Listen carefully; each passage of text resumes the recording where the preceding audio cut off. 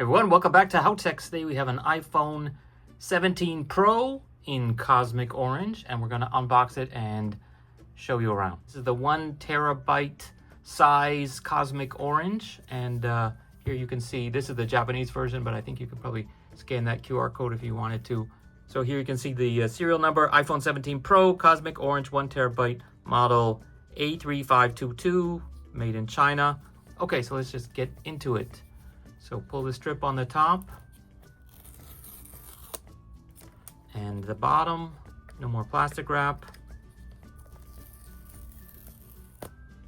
Okay. And here we are, that fast, that easy. So they even have an indentation on the top of the box. So just first let's look at the color. It looks really nice. It is shiny here, very matte here, and slightly brushed or matte on these parts, but still really nice.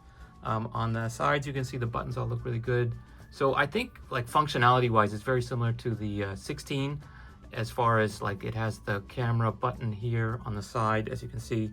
And then this guy is actually not just the silence button, it's a multifunction button that you can map, volume up and down. And I think this is the antenna, one of the antennas at least. And as you can see, no SIM tray at all. This is all eSIM. So yeah, unfortunately I don't have the Hong Kong version, so I can't do that this time. No SIM tray in Japan. So just like the US and most of the rest of the world, the Hong Kong version still has the dual SIM. So unfortunately not anymore in most other countries. So let's get this guy unpeeled, ready. Enjoy. Looks good. And let's try to power it up. There we go. And while we're here, let's look in the rest of the box. So it's really just the cable. It's that nice braided USB-C to USB-C. So throw away your old iPhone cables if you still have any left. And some documentation, which basically tells you, I mean, it's really just a card. And it tells you, in this case in Japanese, to go to apple.com/eSIM. Surprise, no SIM card needed. Yeah, so that's it. That's basically it. They've really pared it down. No stickers, no SIM removal tool. I guess they probably can still clip it in here if you did get the version that had it, but this one doesn't. And here we go. So it's that same, in this case, iOS 26, the new version, but the same welcome screen in multiple languages. And I guess if you wait long enough, you'll see it in your language. Let's do English. I am in Japan right now, so let's stick with that. And this is just the size. So I think we'll stick with default. Let's go through here, setup without another device. I'm gonna go, how did they know? Okay, customize or use selected settings. Let's do that. 20 minutes later. Okay, and now it's activating. So that sounds ominous. Apple collects hardware identifiers from your iPhone in order to identify and activate it on our services. What does that mean?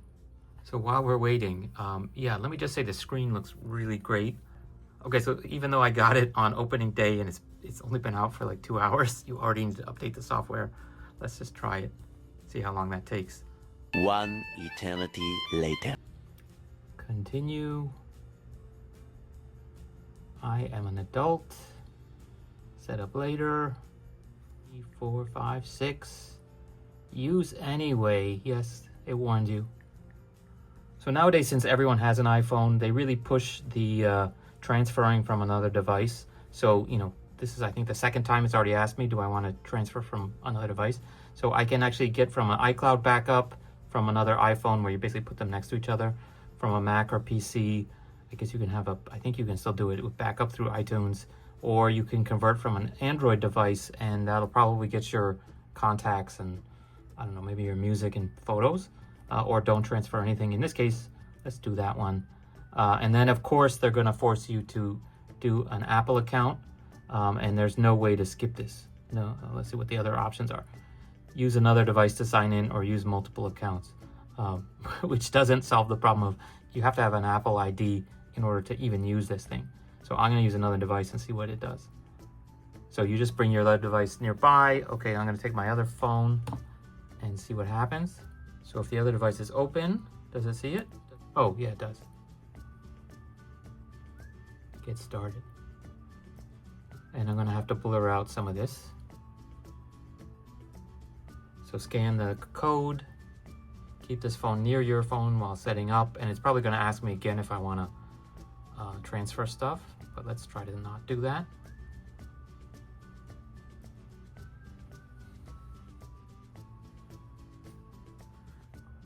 So I just had to OK, and then it says enjoy your new phone.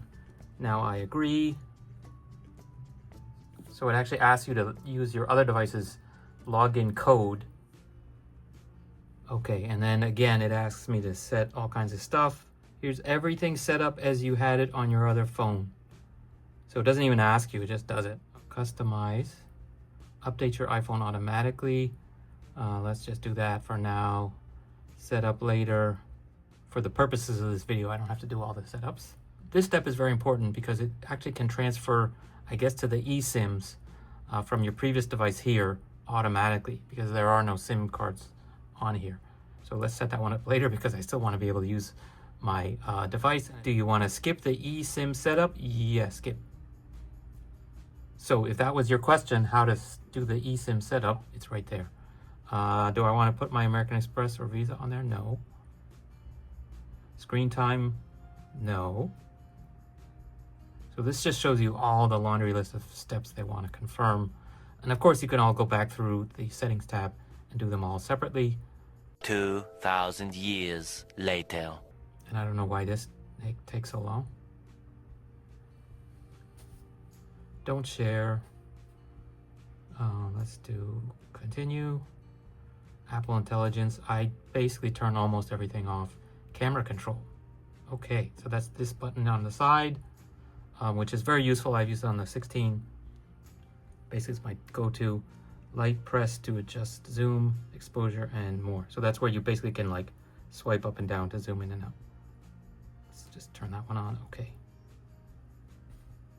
And this is the action button, formerly known as the mute button. So let's just go through that real fast. So you can see you can use it to turn on the silent, night mode. Oh, it's too fast. Camera mode. So basically open your camera, which is the same thing as this. So it's kind of redundant. Flashlight on and off. Voice memo, if that's something you do a lot.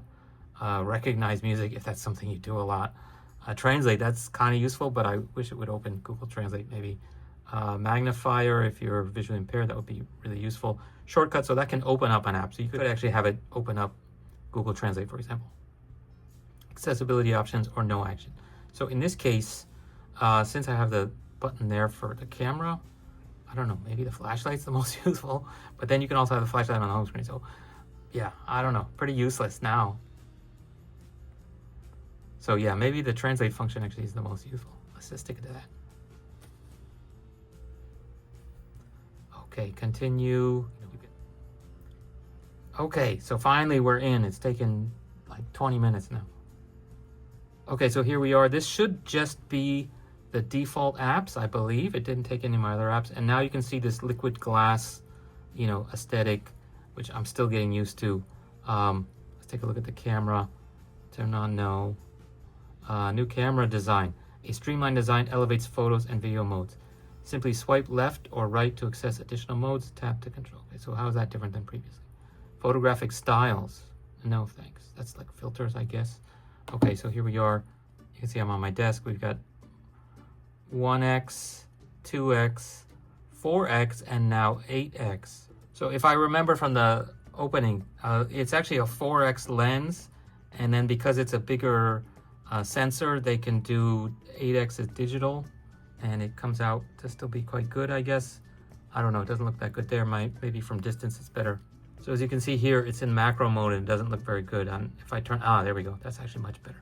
So why didn't it recognize that automatically? I guess because it's at the edge of its focus range. So yeah, that's photo. Let's check out video.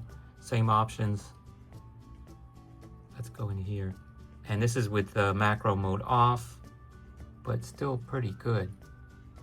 This is one of my kids' Minecraft toys. Yeah, not bad. Okay, so that's the basics, and then let's see. We have cinematic mode.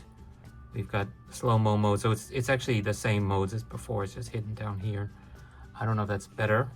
I wish there was a way to maybe turn all this extra skin off. Spatial mode. So this is if you're doing the spatial video, which I believe if it's the same as last time, you have to turn the camera this way to do it. Yeah, it tells you have to do that. You guys can see every time I touch that thing. That's the zoom. And then pano mode, of course. And let's see how that camera button on the top does. So if I press it down a little bit, now I can basically swipe to zoom in. I don't know if that's better, because you can also still do this, and you can still do this. So is that better? And then you can still do this. So seems kind of redundant to me. And wow, it goes all the way up to 40 now. So yeah, that's pretty useless. Even if you're outside, it's pretty useless. But let's see how, let me give that a try sometime. Okay, so that's basically for the camera. Everything else should be pretty similar. If there's anything specific you want me to see, let me know. I'm going to be doing more how-to videos for the iPhone 17 Pro, and it should be the same for the Pro Max and even the Air and the other ones. Most of the functionality is the same except for some of those details on the camera. Okay, that's it for today. See you guys next time. Bye. Everyone, welcome back to HowTechs. Today I have a deep purple iPhone 14 Pro, and in today's video we're going to show you how to insert and remove a physical SIM. So before we start...